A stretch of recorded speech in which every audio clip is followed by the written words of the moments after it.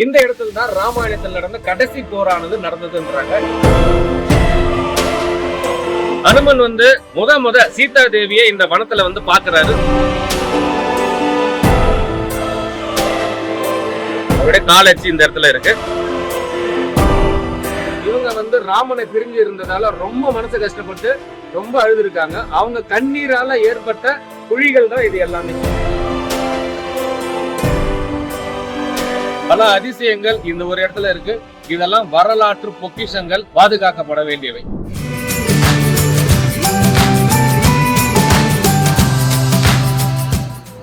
ராவணன் மலைங்களா? ராவண மலைன்னு அனுமன் வந்து சஞ்சீவி மலையை கொண்டு வரும்போது ஒரு பகுதி இங்க விழுந்த மலைன்னு சொல்றாங்க. இன்னொன்னு வந்து என்னன்னா ராவணன் வந்து ரெஸ்ட் எடுக்கிறதுக்கான உருவாக்கப்பட்ட மலைன்னு சொல்றாங்க. ஆனா இந்த மலைக்கு பின்னாடி சீதாம்மன் கோயில் இருக்கு. அதை நோக்கி தான் நம்ம பயணம் போயிட்டு இருக்கோம். சீதாம்மன் கோயிலுக்கு வந்துட்டோம்னா வந்தாச்சுண்ணா.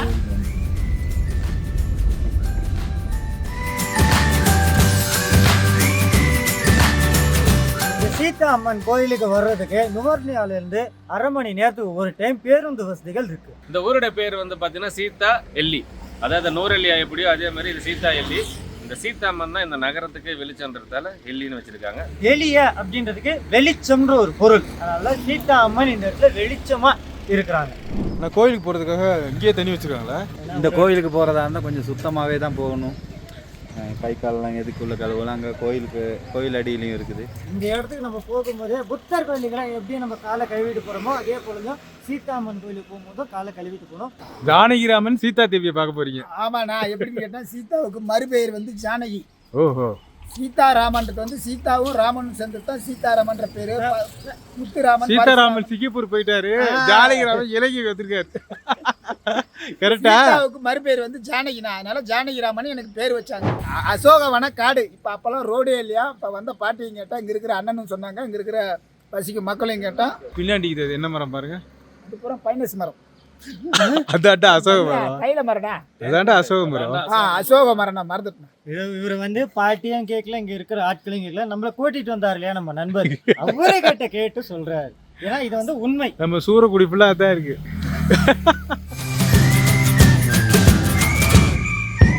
இந்த லைன் கிராஸ் ஆகும்போது இங்கே எல்லாருமே அருமையாக இந்த சட்ட விதிகளை வந்து சரியாக பின்பற்றுறாங்க. அப்படின்னு இங்கே இதை பார்த்து பயப்படுறாங்க. அதாவது நாங்கள் க்ராஸ் பண்ணி போய்க்க வர வாகனம் நிப்பாட்டாமல் போயிட்டா அதை போலீஸில் கண்டாங்கன்னா ஃபைன் அப்பயே அடிப்பாங்க. என்ன ஃபைன் போடுறாங்க? பாதையில் நடைபாதையில் நாங்கள் அவங்களுக்கு குறுக்கீடாக இருந்தாங்க அந்த வாகனத்துக்கு ஃபைன் அடிப்பாங்க. ஒரு 1000 2000 மட்டும் வரும். 2000 இல்லைன்னா எல்லாம் ஜெயிலா? 14 நாள் டைம் தருவாங்க. அதுக்குள்ளே அந்த காசை கட்டணும். 14 நாளில் 14 நாள். அப்படி இல்லைன்னா அவங்களுக்கு வழக்கு தொடரப்படும். அதுக்கு மேலதிகமாக காசும் கட்ட வரும். இவர் ஒரு டிரைவராக இருந்து என்ன ரிக்வஸ்ட்டாக சொல்கிறாருன்னா, வாகனம் கொஞ்சம் தூரமாக வரும்போதே நீங்கள் கும்பலாக சேர்ந்து நடந்துருங்க. நல்ல ஸ்பீடாக வரும்போது நீங்கள் கிட்ட வரும்போது நீங்கள் நடந்தீங்கன்னா உங்களுக்கு தான் ஆபத்து. ஆனால் பிரச்சனைன்னு போது இவங்களுக்கு தான் அந்த பிரச்சனை வந்து சேருது. வாகனம் கிட்டன்னு வரும்போது டப்புன்னு கீழே வந்துருங்கன்றாரு. பணம் வாங்கிக்கலாம் நம்ப ஊற மாதிரி. டிராஃபிக் ரூல்ஸை நம்ம ஒபே பண்ணலன்னா, நம்ம மதிக்காமல் போனால் டிரைவராக இருந்தாலும் சரி, நம்ம மேலே ஓனராக இருந்தாலும் இருந்தாலும் சரி, தண்டனைகள் ரொம்ப அதிகமாக இருக்கும். இவங்க கரெக்டாக ஃபாலோ பண்ணுறாங்க. யாரு இவங்களா? எந்த ஊருக்கு ஐயா நீங்கள்? நடுமேத்தில் புந்து போயின்னு இருக்கானுங்க.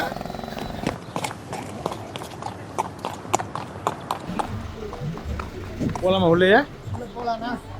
ரொம்ப நேரமாக அங்கேயே நிற்கிறீங்க. இல்லை, பாட்டு நல்லா இருக்குது.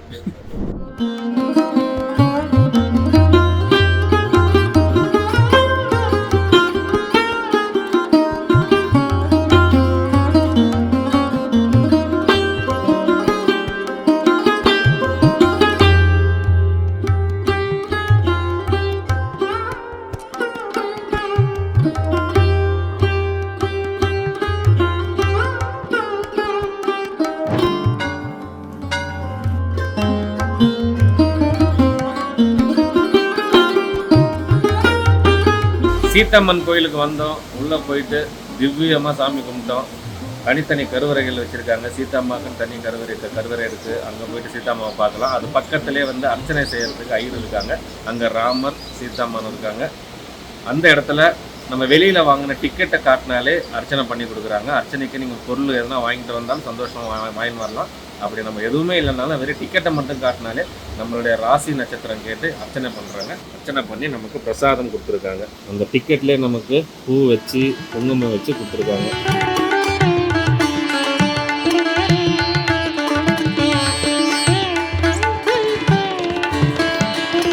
எனக்கு பின்னாடி இருக்கிறது ராவண மலை. இந்த ராவண மலையில பல விதமான வரலாற்று பதிவுகள் இங்க இருக்கு.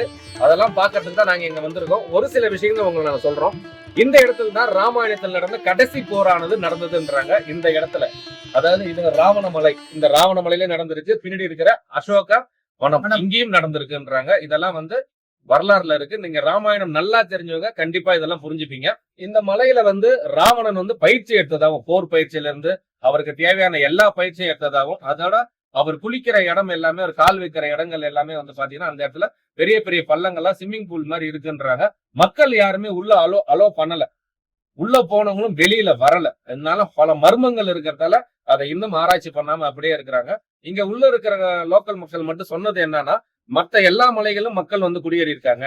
அவங்களுக்கு தேவையான எல்லா வசதி, கரண்ட் வசதியில இருந்து எல்லாமே இருக்கு. ஆனா அந்த மலையில எதுவுமே கிடையாது.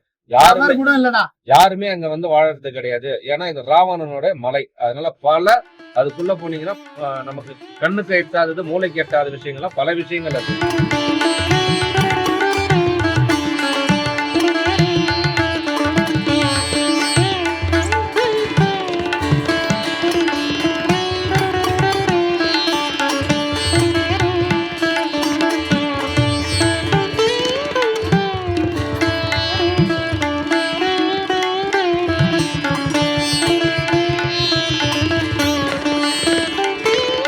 அனுமன் வந்து முத சீதா தேவியை இந்த வனத்துல வந்து பாக்குறாரு. பார்க்கும் போது அவர் இறங்கின இடம் தான் அவருடைய பாதம், அவருடைய காலச்சி இந்த இடத்துல இருக்கு. அதே நேரத்துல அவர் வந்து இந்த இடத்த பார்த்துட்டு ரொம்ப பிரமித்து போயிட்டாராம். அப்படி என்ன பிரமிச்சாருன்னு பாத்தீங்கன்னா, தன்னுடைய ராமருடைய வனத்தை விட இந்த ராமனுடைய வனம் அவ்வளவு அழகா இருந்திருக்கு. அவ்வளவு அழகான இடத்துல தான் சீதாவை வந்து வச்சிருக்காங்க. அதே நேரத்துல சீதா தேவி இந்த இடத்துல வந்து சிறையெல்லாம் பிடிக்கல, இந்த வனத்துல ராணி மாதிரிதான் வச்சிருக்காரு. அந்த மலையில இருந்து, ராவண மலையில இருந்து மட்டும்தான் சீதா தேவி அவர் பாப்பாரே தவிர கிட்டெல்லாம் வரவும் மாட்டாரு, தொட்டதும் கிடையாதுன்றாங்க. இதெல்லாம் வரலாற்று உண்மை. இது அப்படியே கொண்டு போய் ஆஞ்சநேயர் போய் ராமர் கிட்ட போய் சொன்னாரு, அம்மா நல்ல இடத்துல, ஒரு அழகான இடத்துல வச்சிருக்காருன்னு இந்த அழகம் பிரமிச்சு சொல்லியிருக்காரு.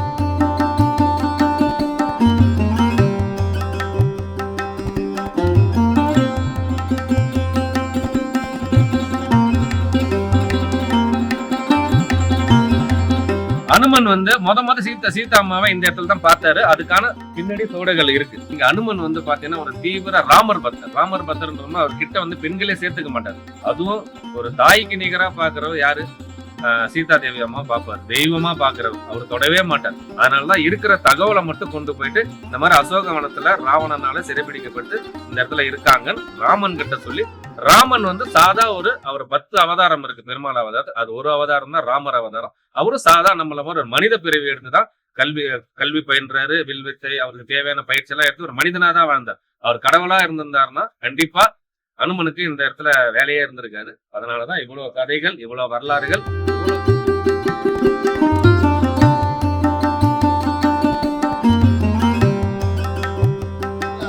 நமக்கு பின்னாடி ஓடுறதுதான் வந்து பாத்தீங்கன்னா இந்த சீதா தேவி அம்மனை ஒட்டி ஓடுற ஒரு நதி. இந்த நதி ஏன் இவ்வளவு சத்தமா இருக்குன்னு பாத்தீங்கன்னா, இந்த மலை வந்து அவ்வளவு அமைதியா இருக்கும்ன்றாங்க. இந்த அசோகவனம் அவ்வளவு அமைதியா இருக்கும். இந்த நதியின் சத்தத்துல மட்டும்தான் அழகா இந்த இடம் இருக்கும்ன்றாங்க. மார்கழி மாசம் நான் நிக்கிறேன் பாத்தீங்கன்னா இந்த பாலத்தை தொட்டுட்டு போற அளவு தண்ணி போகும்ன்றாங்க. மார்கழி மாசம் மட்டுமே.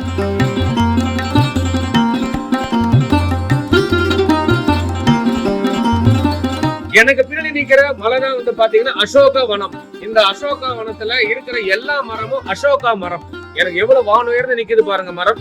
இந்த மரமும் மார்கழி மாசம் மட்டும்தான் பூ பூக்கும், மத்த எந்த மாசமும் பூக்காது.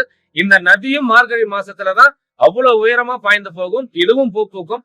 மார்கழினாலே பெருமாளுக்கு உகர்ந்த மாசம் தான். பெருமாளோட ஒரு அவதாரம் தான் ராமர். அதனால இந்த இடத்துல மார்கழி மாசம் இந்த 2 சிறப்பையும் நீங்க வந்தா பாருங்க.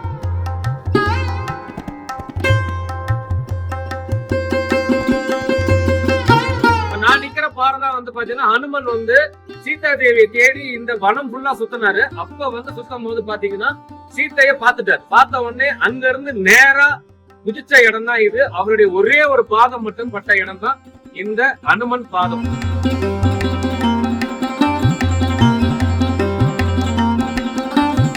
சீதாதேவி அம்மா ராவணனால் சிறைபிடிக்கப்பட்டு இந்த வனத்துல தான் அவங்க வந்து பாதுகாப்பா வச்சிருந்தாங்க. இவங்க வந்து ராமனை பிரிஞ்சு இருந்ததால ரொம்ப மனசு கஷ்டப்பட்டு ரொம்ப அழுதுருக்காங்க. அவங்க கண்ணீரால ஏற்பட்ட குழிகள் தான் இது எல்லாமே.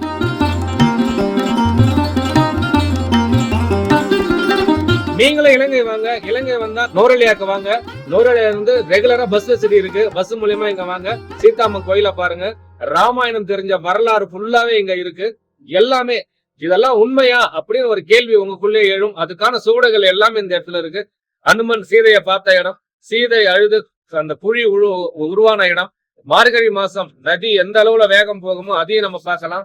மார்கழி மாசம் பூக்கிற இந்த அசோக வனம், பின்னாடி நிக்கிற ராவண மலை, பல அதிசயங்கள் இந்த ஒரு இடத்துல இருக்கு. இதெல்லாம் வரலாற்று பொக்கிஷங்கள், பாதுகாக்கப்பட வேண்டியவை.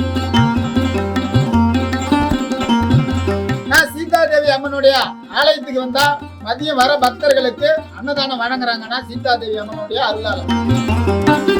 முதல்ல பாஸ்போர்ட் எடுங்க, டிக்கெட் எடுங்க, நேரா ஸ்ரீலங்கா வாங்க. ஸ்ரீலங்கா வந்து சீதாதேவி அம்மனுடைய அருளை வாங்குங்க.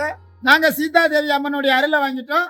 நாங்க இப்ப கிளம்புறோம். இதே மாதிரி புது புது நிகழ்ச்சி எல்லாம் உங்களுக்கு தொடர்ந்து வர காத்துக்கிட்டு இருக்குது. நிகழ்ச்சிகள் மட்டும் இல்ல, நல்ல நல்ல ஸ்ரீலங்கா உணவுகளும் தொடர்ந்து உங்களுக்காக காத்துக்கிட்டு இருக்குது. அதுக்கு நீங்க பண்ண வேண்டியதெல்லாம் எங்க கட்டுறது கையில் வச்சான்ல லைக் பண்ணுங்க, ஷேர் பண்ணுங்க, கமெண்ட் பண்ணுங்க, சப்ஸ்கிரைப் பண்ணுங்க, மறந்துடாம பெல் பட்டனை பிரஸ் பண்ணுங்க.